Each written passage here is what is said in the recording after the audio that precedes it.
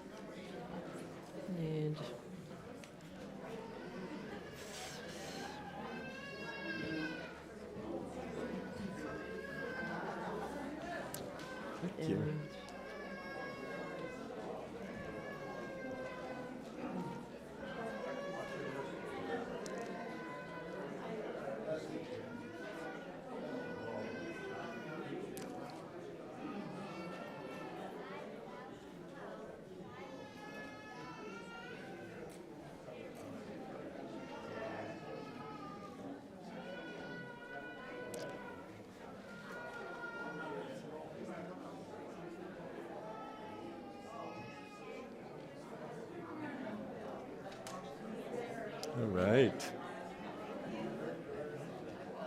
Hi, good morning.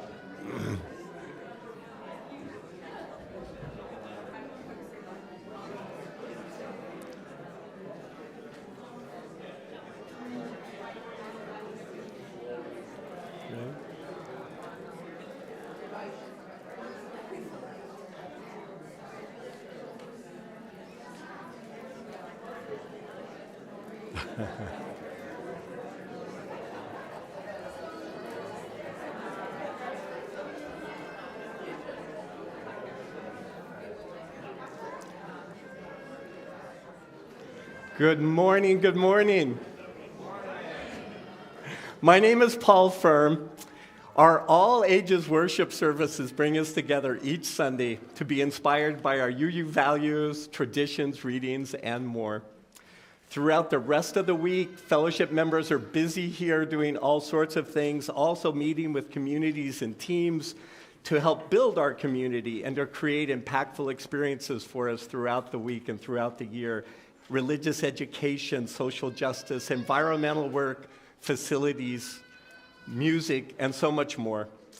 Today, our capital campaign team would like to describe the shared ministry that we've gone through conducting our campaign these many years. Our campaign truly has been a ministry of hope. And today you will hear from myself, from Helene Ferm and Tim Davis, Shari, Candice, Donaldson. And we have Tanya Von Order with us as well, who was our co-chair with me during our first capital campaign back in 2014. And so we're really happy that she's with us in today's service. It's wonderful to be with you today as we gather here for worship, lifting up that which is worth in this great common life we all share. We begin with words by Hope Johnson. Listen. Light the way. Lend a hand, make decisions, commit. Take risks, fail forward, build community, nurture meaningful relationships. Be real, give thanks, invest in someone or something that you believe in.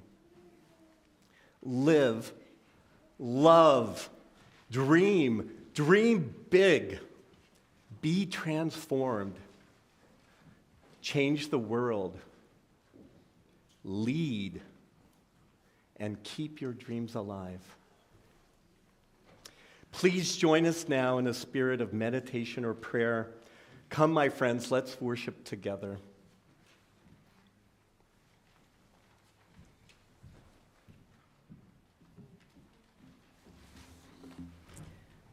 Good morning. I'm Tanya Van Order, little horse. I'm your worship associate today. This morning, Levi and Alex will help us light our chalice. And as they come up, I'll let you know that our chalice lighting words today are by Julian Jamaica Soto.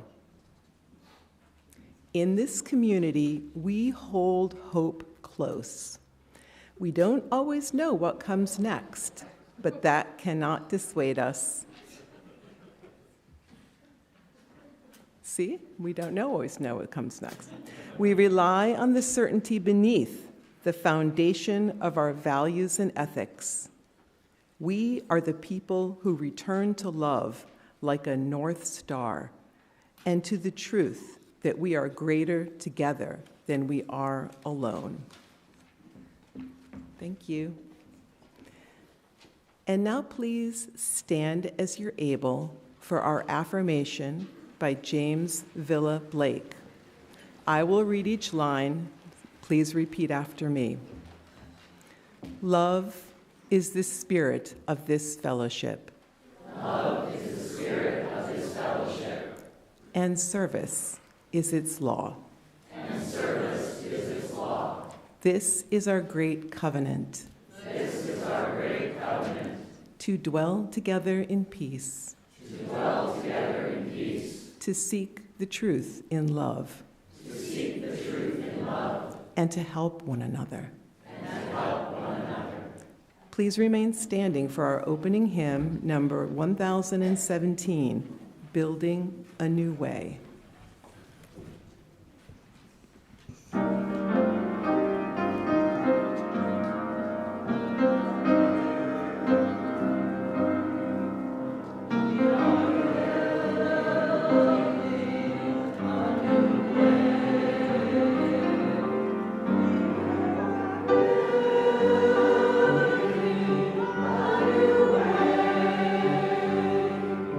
We are building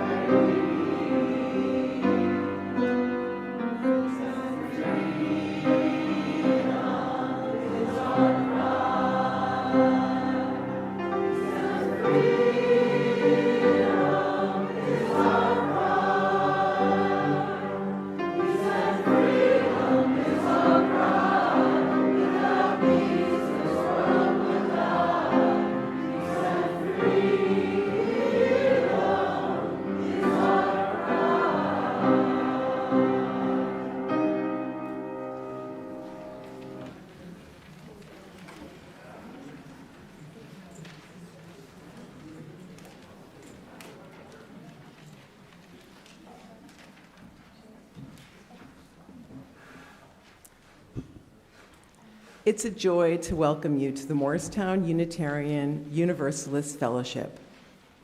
Whether you're here in the sanctuary, joining us from another room in the building, or tuning in live on YouTube or Facebook, welcome. We're so glad you're with us. We're a community of all ages, gathering each week to grow, reflect, and connect.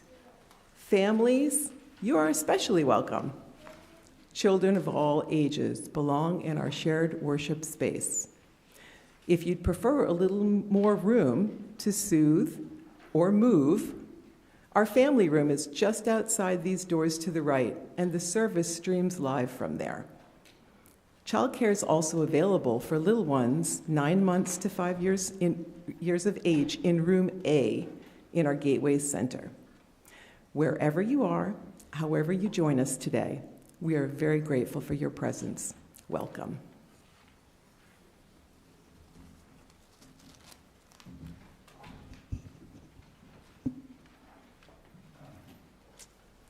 Gratitude and hope are our Soul Matters themes for November and December. And I'd like to reflect on these themes this morning as I discuss the shared ministry of our Capital Campaign Committee. This committee was a team approved by the congregation and selected by the board to raise money to build our new addition. As I said before, back in 2014, Tanya Van Order and I, as recent board presidents, were asked to co-chair this first big capital campaign. It was our first such campaign in 30 years. And this new team's charter was to raise funds for an ambitious project, as we know now, to repair our mansion and grounds and to create new interior spaces needed for a congregation of our size and many activities. This was a large team with outside fundraising experts, board and building team liaisons, and a couple dozen volunteers to run focus groups, communicate, and make campaign visits to ask our members to consider donating.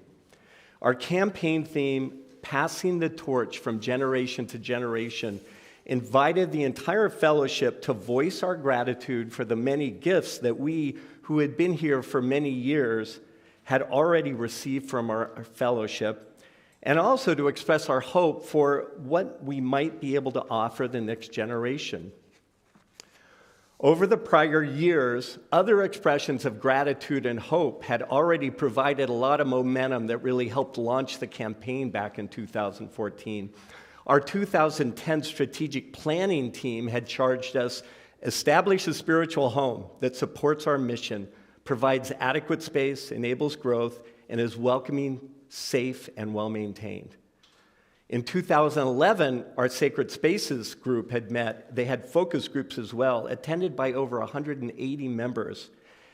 And they shared a lot of things and encapsulated it by the team as do what is best, but with a really strong desire to please let us stay in our home.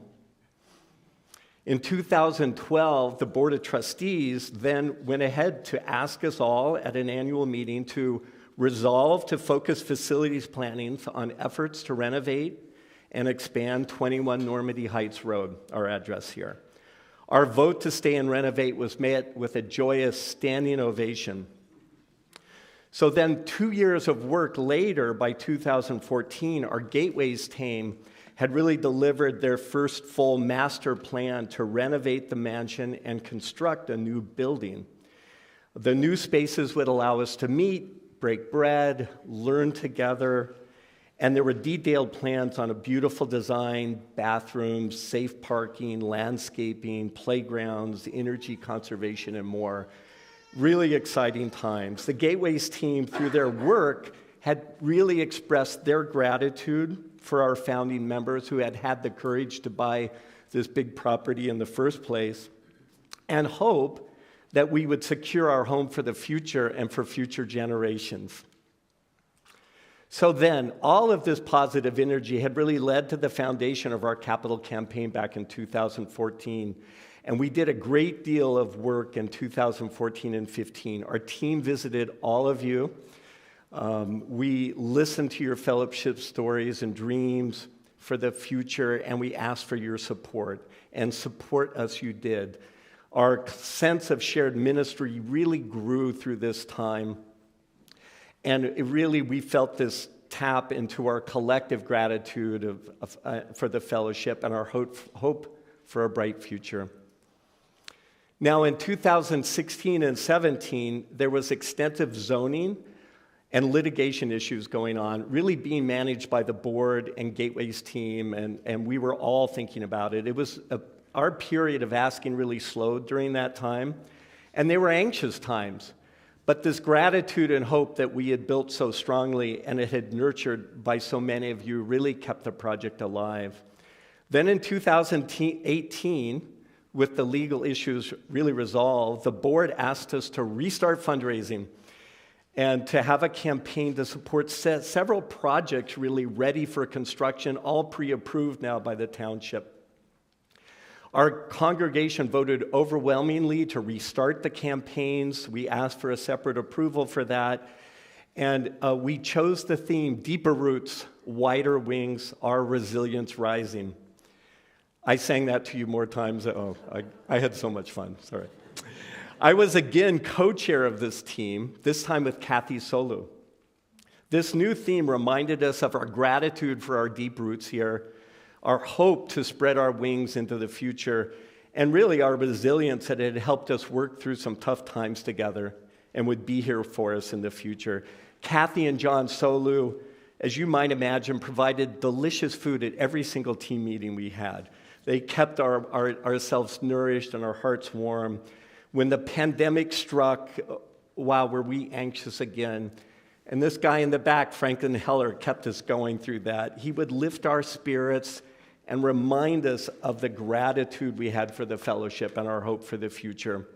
This all brought us closer together again and again and strengthened our sense of shared ministry.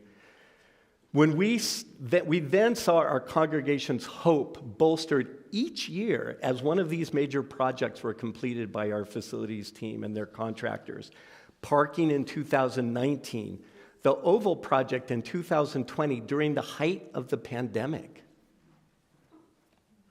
The playground in 2021, the roof in 22, the Gateway Center in 23-24, and the solar array now in 2025. Really unbelievable. These projects were marked by wonderful celebrations, including groundbreakings, ribbon cuttings, your compliments to our Gateways team, keep them coming, your enjoyment of how well each project was done, and of course, our team followed so closely your amazing continued financial support.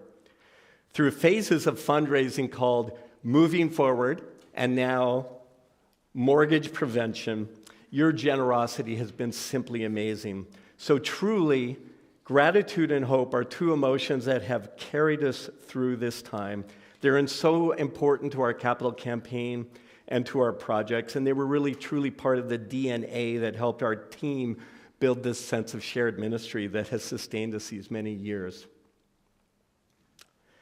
Personally, I just want to leave a note that I found my time on this capital campaign team and committee to be deeply rewarding and joyful. Offering my skills, learning new skills from others, growing close bonds with this wonderful group of people, getting the support of the minister, the staff, the board, and other committees all along the way, and meeting so many of you, the fellowship members, and hearing your stories. The experiences I've been brought back to my workplace, to the board, to my family. I believe such rewards and joys are really common to all of our committees, whether you are on the faith formation team, COM, Green Aprons, Green Earth Ministry, music. I invite you to reflect on the gratitude and hope that each of you build and your sense of shared ministry in all your individual teams, which are such an important part of our journey here at the Morristown Unitarian Universalist Fellowship. Thank you. Shari is going to share a story with us right now. Oh, thank you.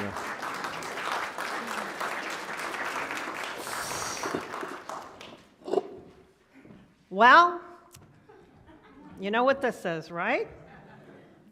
And I will say that I have a couple of ringers in the audience. My upper elementary school class, if they remember from 2 weeks ago, might have a thought about what's in this box. But let me, yeah. So could all the children please come up? And I need a lot of help today. I'm going to need a lot of help. So please, come on. It's going to be fun. Wait till you see what it is. Wait till you see, because we're going to need you later on in the service, too. Now, okay. Alice, Iris, come on. I need you. I need you. Hello, Shari. Okay, so those who are not in my elementary class, what do you think is in here? What does this sound like? What do you think? Grown-ups can guess, too.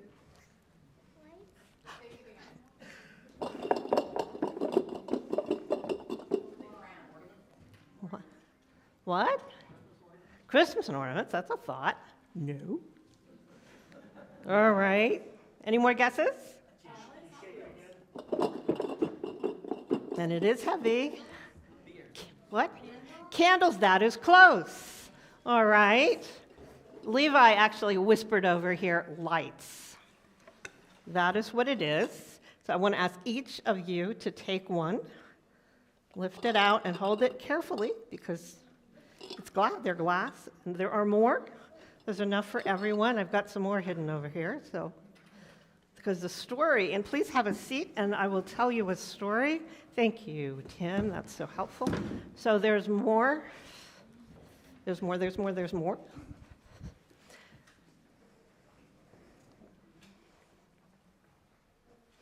So today's story is a story that Unitarians and Universalists have been telling about hope and light for a very long time. It started in a country called Transylvania. We have a guy from Transylvania right up there on the wall. That is Francis David. And you should go get a light. Here you go. Francis David was one of the first people in the world to say, you know what?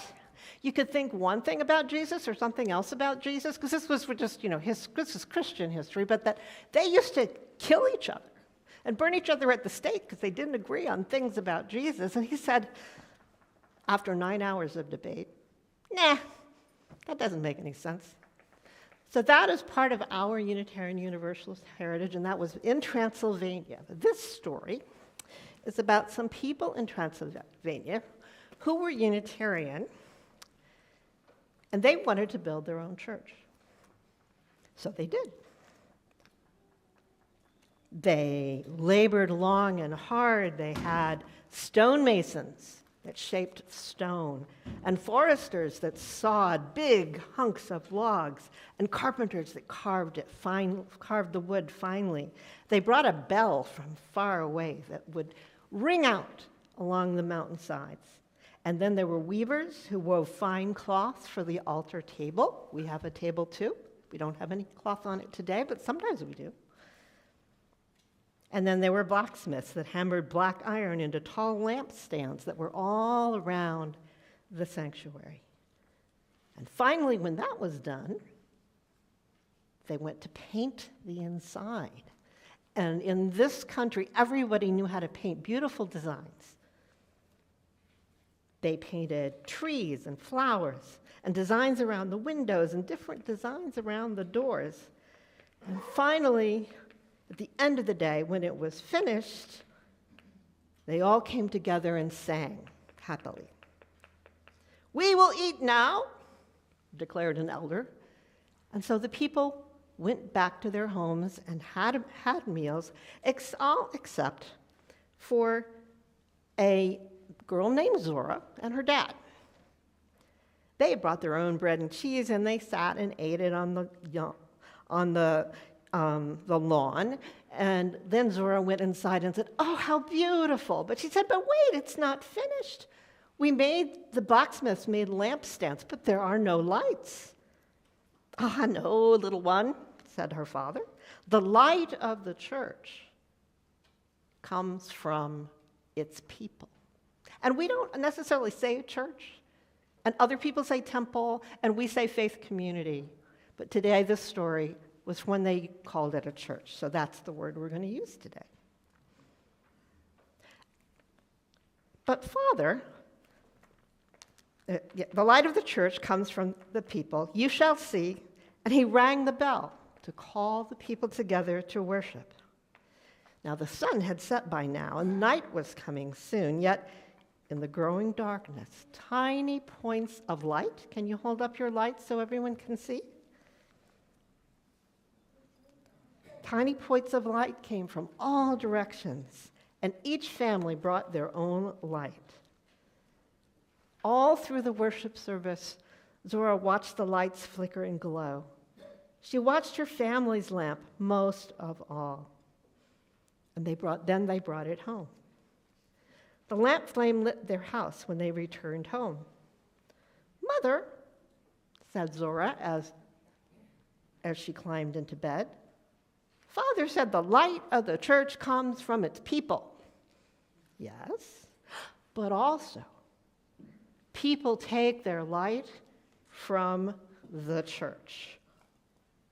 And we have that light every day. Yes, indeed, said her mother. And even when we're not in church, even when the lamp is not lit, we carry the light of truth in our minds and the flame of love in our hearts to show us the right way to be. That light, the light from truth and love, will never go out. And always, the light of truth and flame of love from that Unitarian church on the hillside continue to grow and show them and us the way.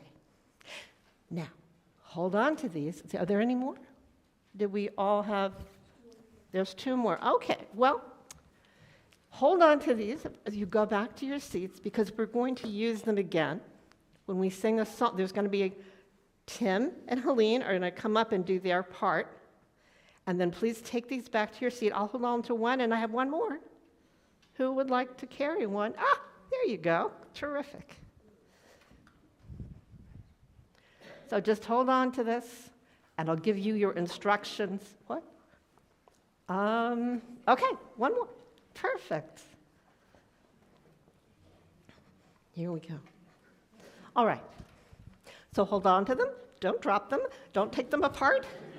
And we'll talk again after Helene and Tim are done with their part. You can go back to your chairs.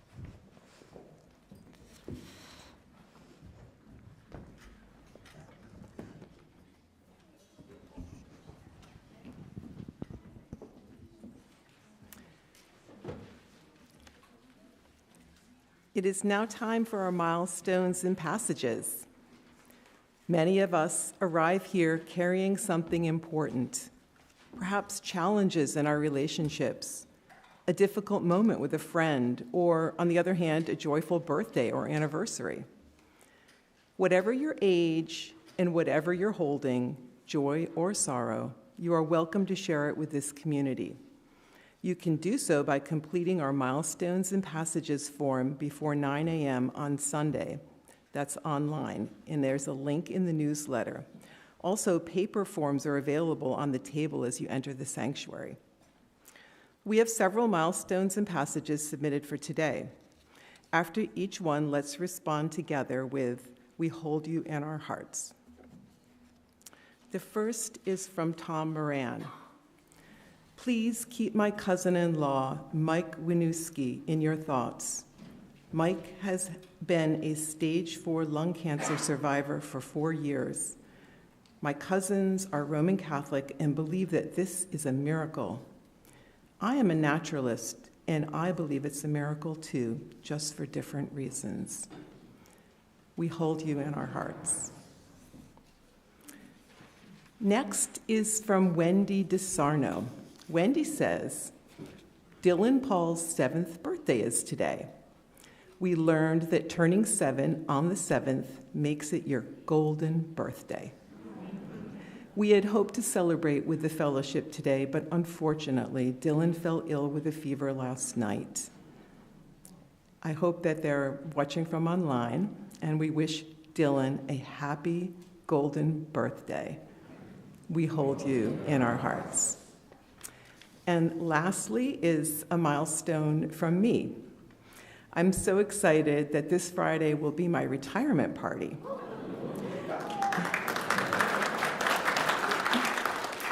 And I have a speech there, so I'm practicing here.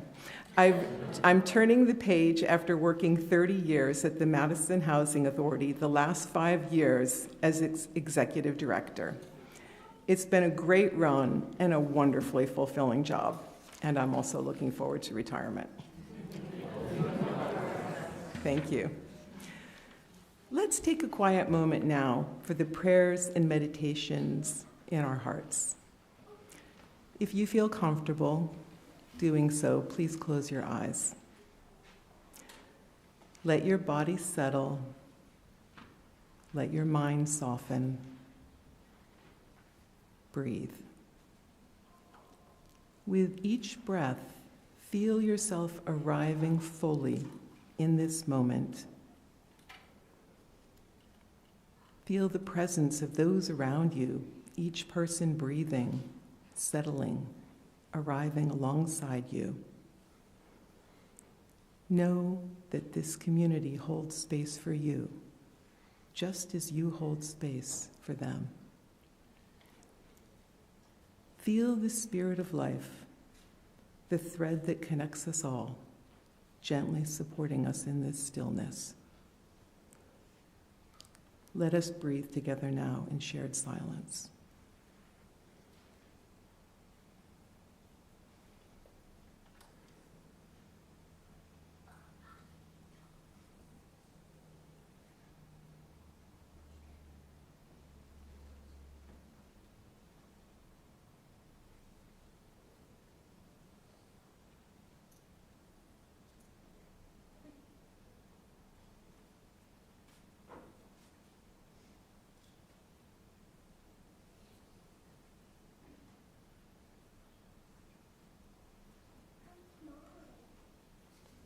Amen, and blessed be. And now a responsive reading read by Candice Donaldson.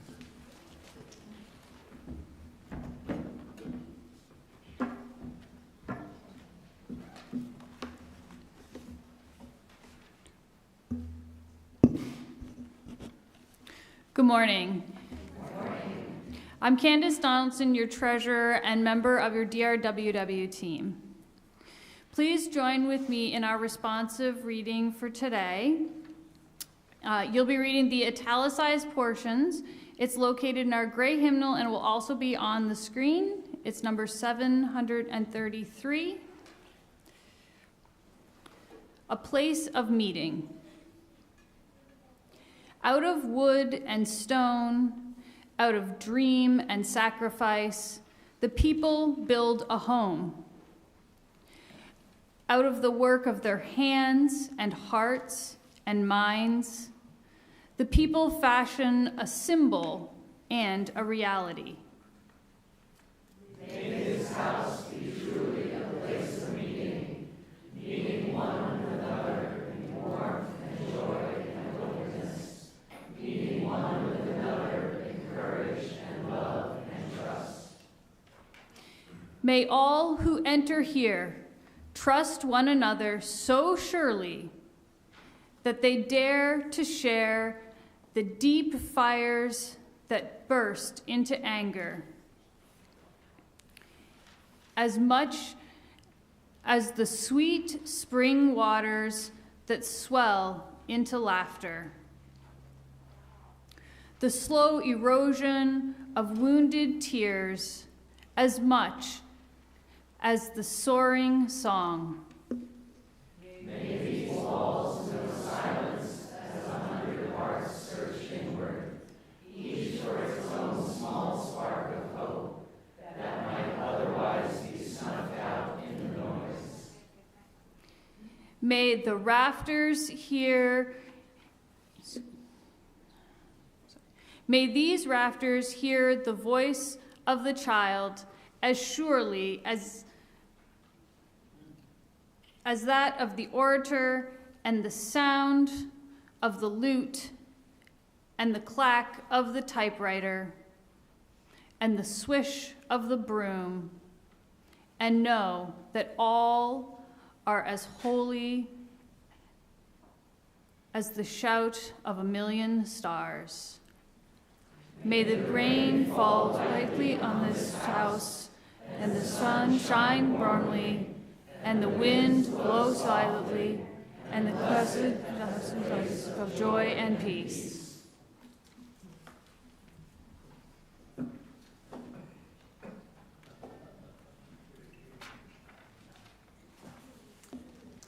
And now is the time in our service when we pause to offer our gifts of financial support to this congregation. Your generosity sustains everything we create here: worship, community, justice, and extends beyond our walls. Each week, at least half of our offering supports a local partner living out our Unitarian Universalist values of love, justice, equity, and compassion in the wider world. This morning, our shared offering will support our capital campaign mortgage prevention effort, reducing the final loan amount needed for our recently completed projects. You are invited to give by placing your contribution in the collection plate or by using the instructions printed on your order of service and shown on the screen. Well, go to the order of service, I guess. Thank you for your generosity.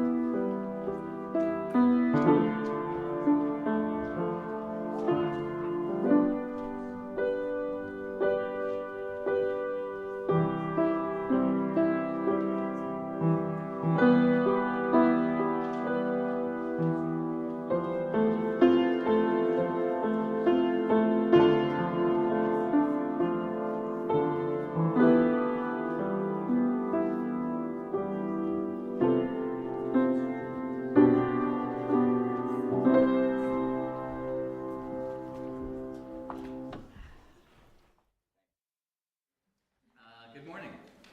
I'm Candice. This is Helene Ferm. We're going to have a totally scripted conversation about our shared values shaped by... They're off. So we do this little button somewhere like this. Is this better? Any? Yeah? Oh.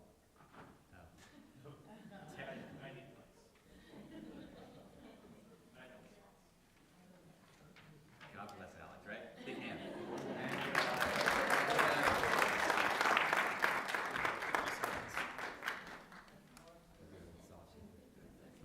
Go with me. Yeah, start with that. So, okay, so, we're too hot. Be right back. So yeah, we've both been involved in the design and construction of our facility improvements, made possible. Now it's on. I'll do. A song and dance? Yeah, a little soft shoe. Marco. Polo. Okay, let's try that again. So we've both been involved with the design and construction of facility improvements made possible from our capital campaign fundraising. Today, we kind of just wanted to share a couple examples of how Unitarian Universalist principles, which we now define as our shared values, shape the work. So to start, I understand that the framework of the congregation's organizational structure, our bylaws and policies that define how the Board of Trustees, committees, and staff kind of operate, this is what helped guide the process to start. And actually, do you want to tell us how it started? Sure. As Paul explained somewhat, in around 2011, the board appointed the Sacred Spaces Task Force. We were a nine-person volunteer team that looked at the big picture options to realize the facility needs identified by a recent strategic plan. Should we stay here and renovate? Should we go find new ground and build new, or find a new building to move to? And after about a year, the task force recommended heartily staying here, and then the congregation voted in support and in agreement, and also, as Paul said, voted to have the strategic plan, the capital campaign, that would support that vision. I think these work now. Okay. We can go be We can go sit on our seats. Get our fancy chairs. Here we go. Like calm the cool kids. All right, here we go. As you can see, as Paul mentioned, the Gateways Task Force was appointed by the board to develop the designs that would eventually reshape our campus. The Gateways team membership evolved, but typically involved 4 to 6 active volunteer members. Early stages of the effort resulted in plans and goals to transform the entire campus, as Paul had described. Both task forces realized early on the value of outside expertise. We worked with architect James Chai, other professionals, real estate consultants, and contractors to understand what was possible and what it might cost. We sought out multiple opinions and price estimates. Actually, so that reminds me of speaking kind of our value of justice. You can see how the democratic process allowed us to make fair decisions, and that was the foundation for our planning on the capital improvements. Right. The Gateways Task Force was given the authority by the board to make the vision a reality. The team sought input from the congregation as well. Many of you might remember coming here in January 2020 when a large group of congregants came on a Saturday to review initial plans for the building and give feedback, using a lot of sticky notes. Priorities emerged to create a welcoming space for everyone. And that kind of reminds me of an example of pluralism, recognizing it's not exactly just one right way, and learning from diverse perspectives. Right. Some of the ideas from the feedback session made a big difference in the final design. Having good acoustics, being able to have easy conversations at coffee hour emerged as a real priority. So the team hired an acoustical consultant, and we prioritized having those good easy conversations across the table. But we're also so pleased at how good music sounds in our new Chew Hall. Other ideas that emerged from the congregation's input, including having sinks in the classroom, a water bottle filling station, solar energy, and energy-efficient design as much as possible. Nice, and I think some of you may remember Steve Parker a few months ago talked about the accessible bathrooms. Accessible bathrooms. Always kind of envisioned at the start, a whole lot of toilets on the ground floor, and in 2020 added an all-gender private bathroom alongside the initial design, which was 2 large multi-stall bathrooms. But shortly before construction, some members and staff came to the Gateways team, encouraging us to reconsider ways to make the bathroom design more welcoming for people across the gender spectrum.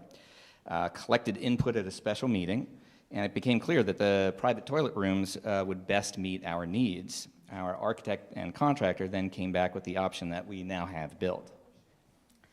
These priorities for the new construction are examples of providing equity, ensuring everyone receives what they need to flourish and have dignity.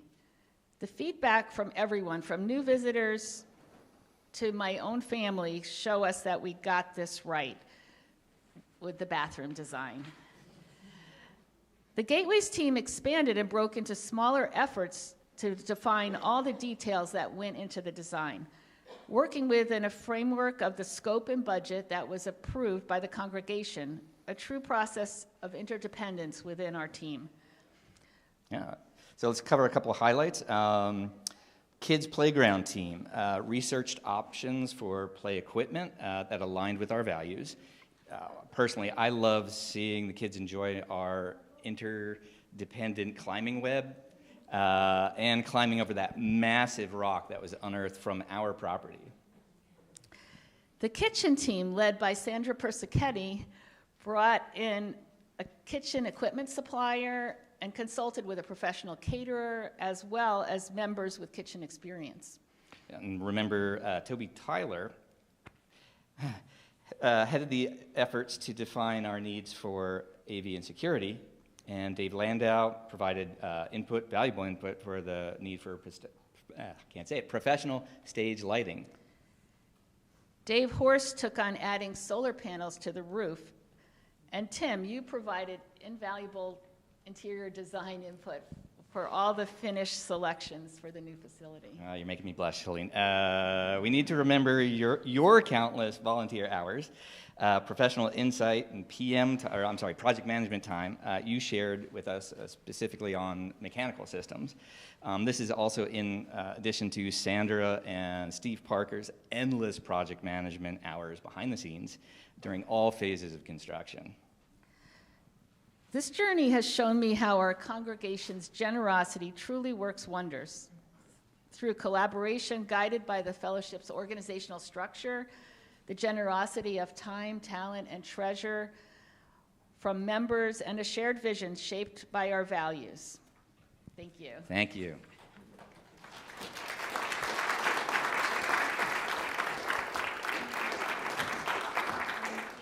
Tim and Helene. Now, isn't that like all the lights coming together and making something new and beautiful? And guess what? Now it's time. So please, if you have a light, please come up. Bring your lights and yourselves. Line up here. Please, please. All right. Now we are going, if you remember, the story is called A Lamp in Every Corner. Well, this is a song we are going to sing from every corner of this room. It's called Come, Come, Whoever You Are. And so, now stand up, because I need 3 of you to go over there, to be by Tim. So just 3, you 3, that's fine. You 3 can go. I'll take 2 people to come. And Helene will take 3 people, 3, because we have 12. You want to go over there? She needs 1 more. Okay, Charlotte, you can go with them. 3. Okay, 3 with Candice and 3 with me. Oh, and a raccoon in the interdependent web. All right, I need 3 lights with me, please. Come.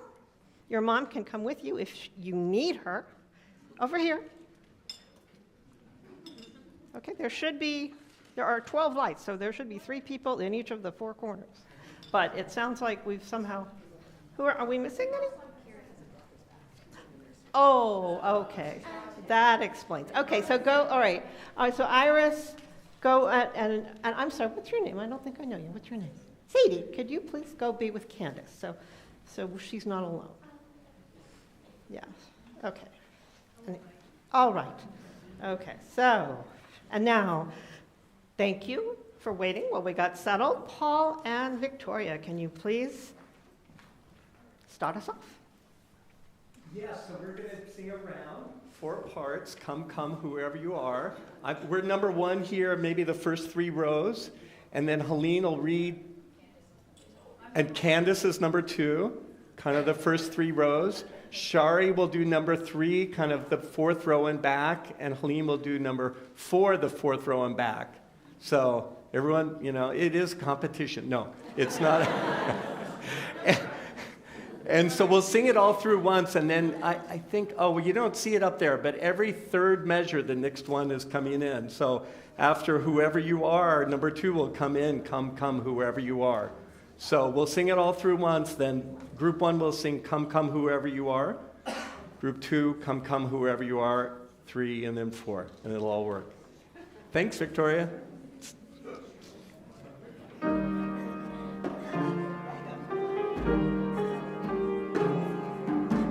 Come, whoever you are, wanderer, worshiper, lover of leaving, ours is no herald and all of this hell.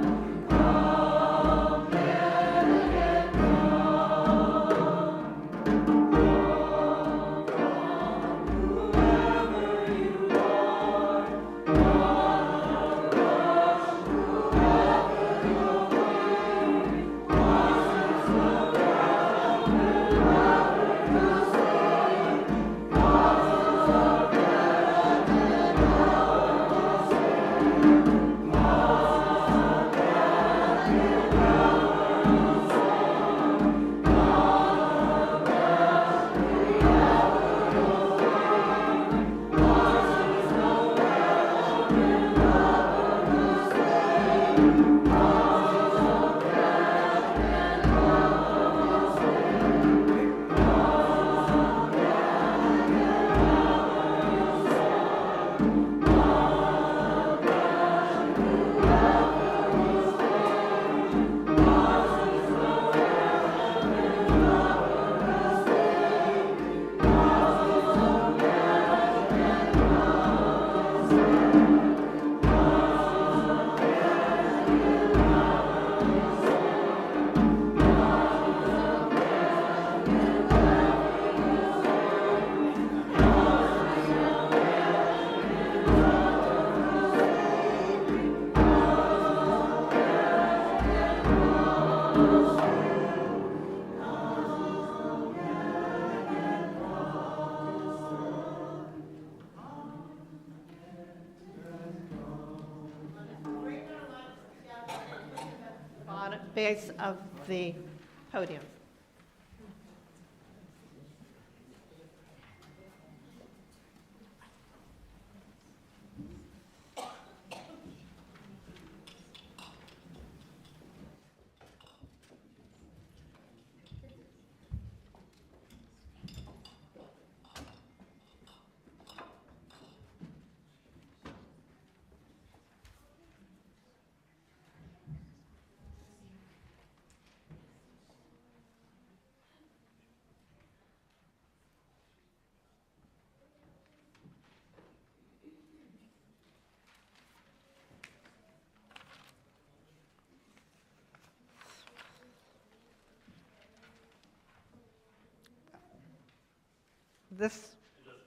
Good morning. Good morning. I'll use this one. I'm Shari Lowe. I've been co-chair of the Capital Campaign since Paul left to join the board a couple of years ago, first together with Franklin Heller, and on my own since May. Previously, I have sat on the committee in my capacity as stewardship trustee and then treasurer. Before that, I served as one of a couple dozen visitors who connected one-on-one with members, usually in pairs, for those important asks. Altogether, those asks enabled us to all collect $8.3 million to make our dreams real. We were blessed to have the $2 million from the Chu family to fill our sails at the start of the 2021 push, but all the rest of it, over $6 million, that's from you. We have had a fulfillment rate of about 96% for those pledges, despite all that life can throw at us. Now, I'd never done fundraising before I stepped up to be a visitor. Frankly, it was a scary prospect. So much depended on how I presented our dreams.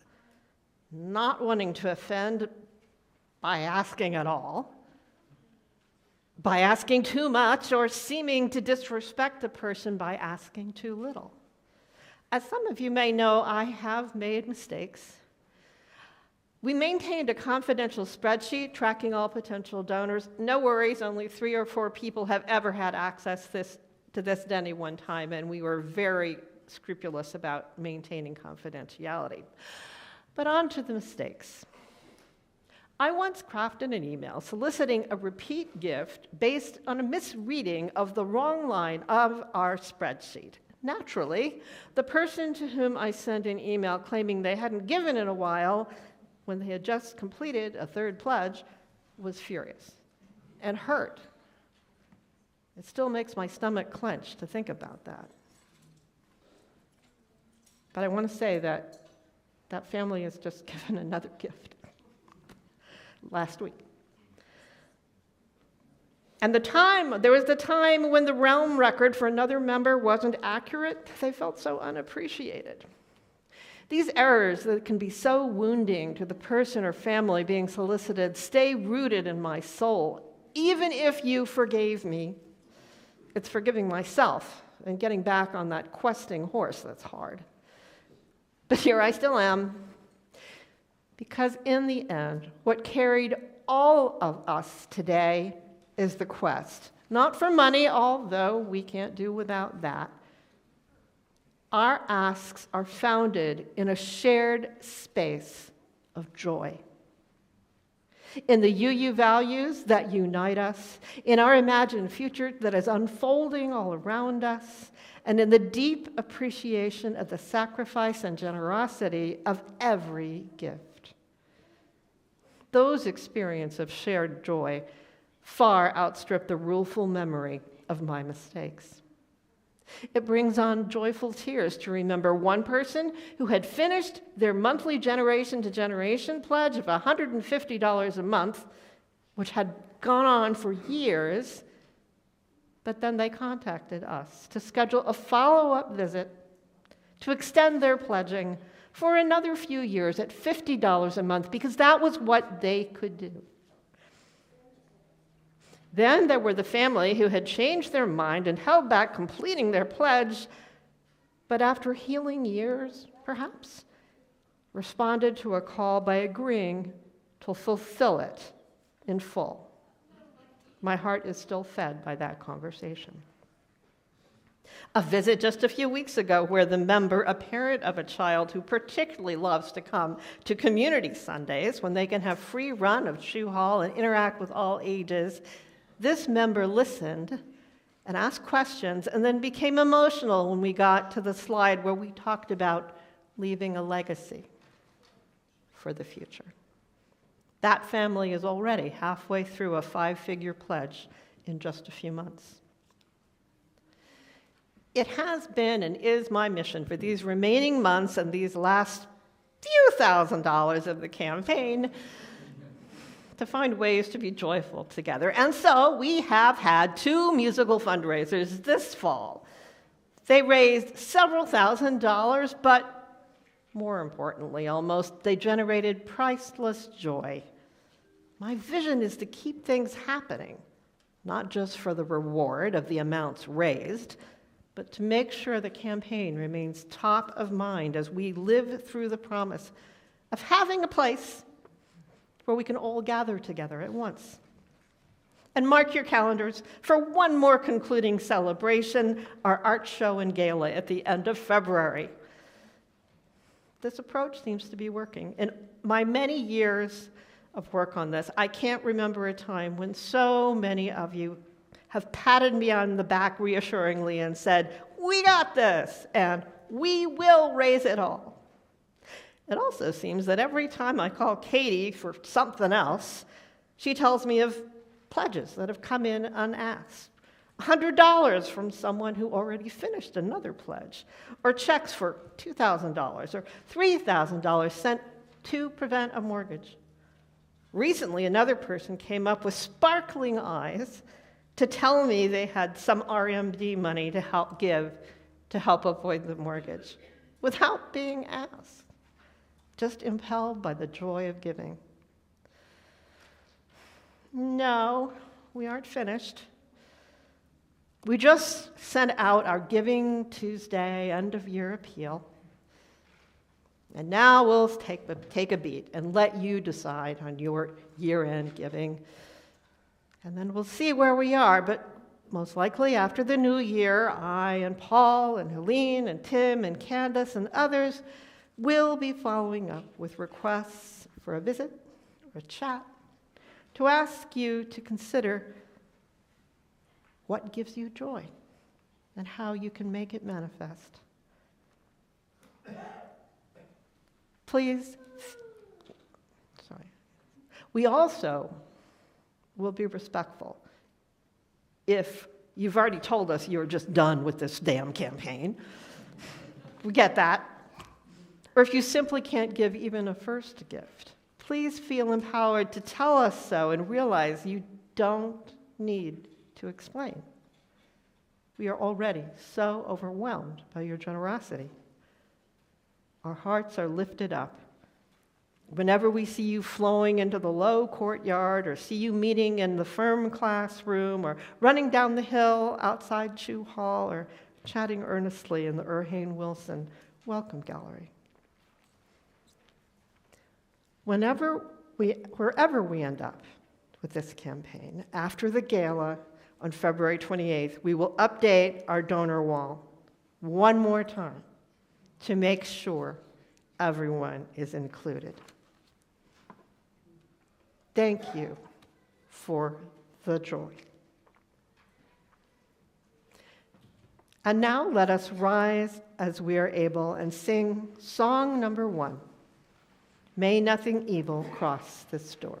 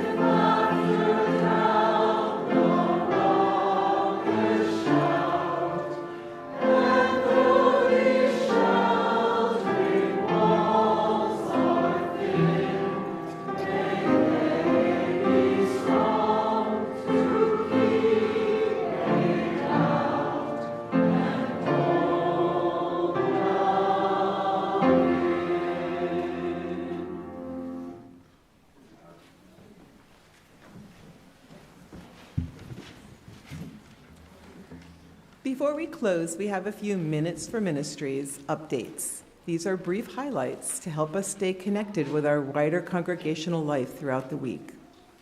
If you're new today, we'd love to get to know you. Please fill out a welcome card at the welcome table in the foyer and chat with our welcome ambassador in the gold sash, who can answer questions and help you get connected with us. If you're in need of a caring presence this morning, our lay pastoral care associate wearing a sky blue sash is here to listen. We also have a faith formation ambassador If you'd like to know more about our youth and children's programs, look for the green sash. If you are here today with a sash, please stand or wave so we can identify you. Thanks so much. And here are today's community announcements. Service auction. Items can still be picked up today in Chew Hall from Donna Perch. Payments are accepted by Riel or through check through December 31st. Questions go to serviceauction@muuf.org. Queer Holiday Makers Market is this Saturday, December 13th from 1 to 5 p.m. in Chew Hall. The Gift of Conscience Fair is Sunday, December 14th from 11 a.m. to 3 p.m. This supports local and global nonprofit organizations. And today is the final day for the Undergarment Drive. These are donations for the Morris County Correctional Facility, and you can leave them in the Welcome Gallery near the tree. New Jersey Faith Action Opportunities can be found, what they're asking is to support efforts to provide food at Monday's rally in Trenton and to help prepare meals for our immigrant community in January. Adult Programs Committee meets on Tuesdays at 7:30. Please join as they plan meaningful programs for the next year ahead. You'll find links and details for our groups, congregational events, and volunteer opportunities. You can see these in the order of service, our weekly newsletter, and also on our website, MUUF.org. Now we open the microphone for brief, one-minute announcements from our ministry teams and committees. Is there anyone who would like to make an announcement?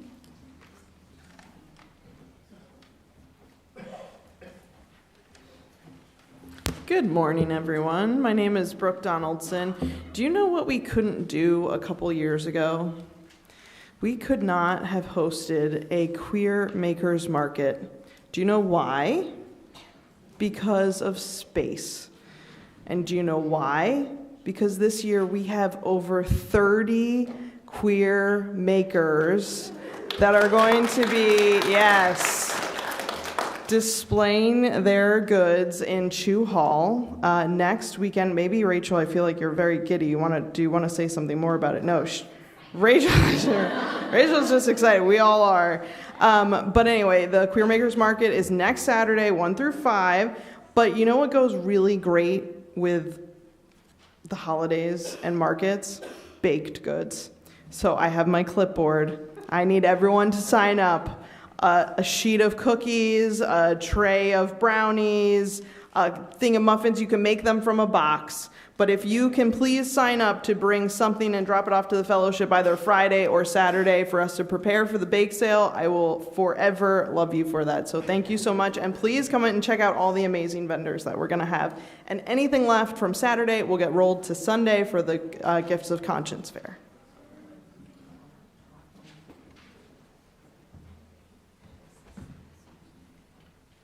So I spoke last week about the biochemistry literacy course for kids, and I'm still looking to recruit 3 or 4 kids from this congregation.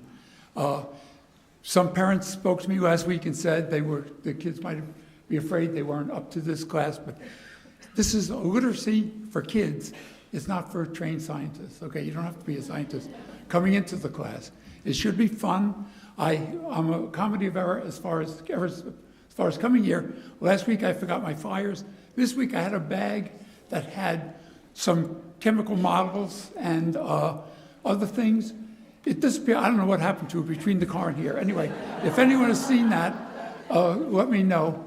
But I was talking to Mr. David Horst on the way in, and he has a son who works in this field, and I'm going to communicate with him. We have 24 lessons in the program.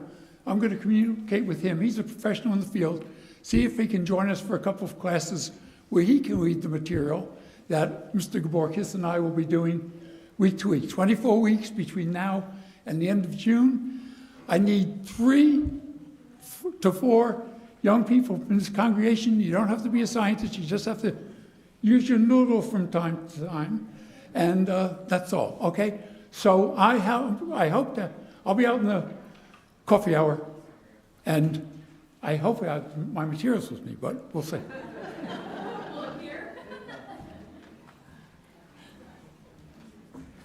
great service and great accomplishment to the fellowship and the team, so thank you. I'm Franklin Heller. I am a member of the Social Justice Council, and I'm here to remind you that at certain times in our lives, it's not good to be a silent observer. That's why the Social Justice Council is providing opportunities to get involved. You may have heard about the Morristown Sprint. MUUF, along with several local congregations, will be providing dinners for 5 days to immigrants who are being housed at a local hotel. We will need help this weekend, we will need help the weekends of January 3rd through 5th and the 23rd through the 26th.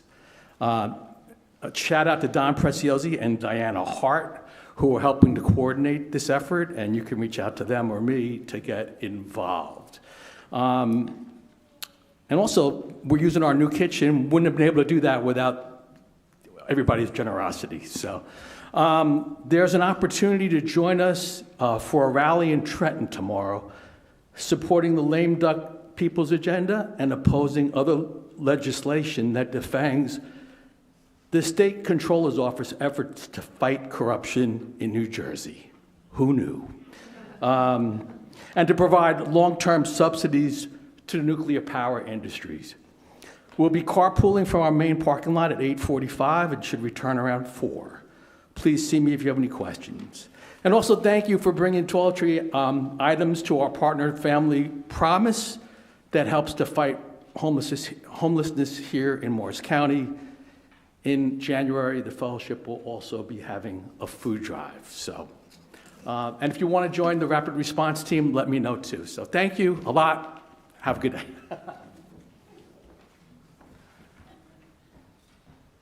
Good morning, everybody. I'm Jean Kraft, and I am the secretary of the board. And, along the lines of communication, we heard, the board meetings are the second Wednesday of every month at 7 p.m. They're in room B, classroom B, and there also is a Zoom link for the meetings.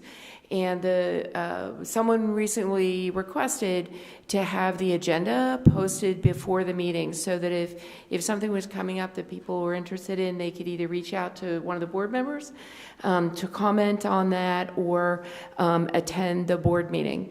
I will say that there are parts of the board meeting where we may go into executive session, meaning that we're talking about something confidential that's not ready to be shared with the wider membership yet. And it may be sort of a personal issue with a member. It may be a township zoning issue. I mean, there are a variety of things. And that will be announced during the meeting. And then if you're in the room, you'll be asked to leave. And if you're on Zoom, then you'll be shut out of the Zoom meeting if we do go to that. Having said that, we mostly are not in executive session, so we're mostly just talking about other stuff. The difference between the agenda, which is now at this very moment posted in room 100, right next to the most recently approved minutes of the board meeting, which are from October, available for anyone to view. It does not include links to the things that we're going to be reviewing and voting on in the board meeting because they're not ready for public sharing with the membership yet until they're finalized. But room 100 is, if you go straight toward the exit door, it's the last room on your right that has the comfy couches and comfy chairs. There's a whole wall there that's full of information. So if you're thinking, I'd like to know what the board talked about in October because I'm concerned about this and wonder if it came up, the minutes are there printed, and then we are also working on a reliable way of getting them onto Realm quickly. Sometimes it takes a while to get them there, but they're always printed and hanging out there so you can look. And if you're thinking about what the board's been talking about at previous meetings, I've been putting a copy of the minutes in Katie's office which is the room it's the office that's beyond room 100. There's a binder now that has copies of all the board minutes if you want to look back and see what the conversation was. So comments on, I always welcome comments on the minutes as written. Sometimes they may get a little wordy, so please, if they're being just ridiculous, let me know, and I will tighten that up a little bit and make them clearer. And if the agenda, if you don't like the format, just let me know too, because if you like bullets instead of numbers or little marks instead of whatever, just I'm always open for suggestions on making it easier to understand what is happening on the back end of the fellowship, because it operates 7 days a week. That's it. Any questions on that? All right, thank you.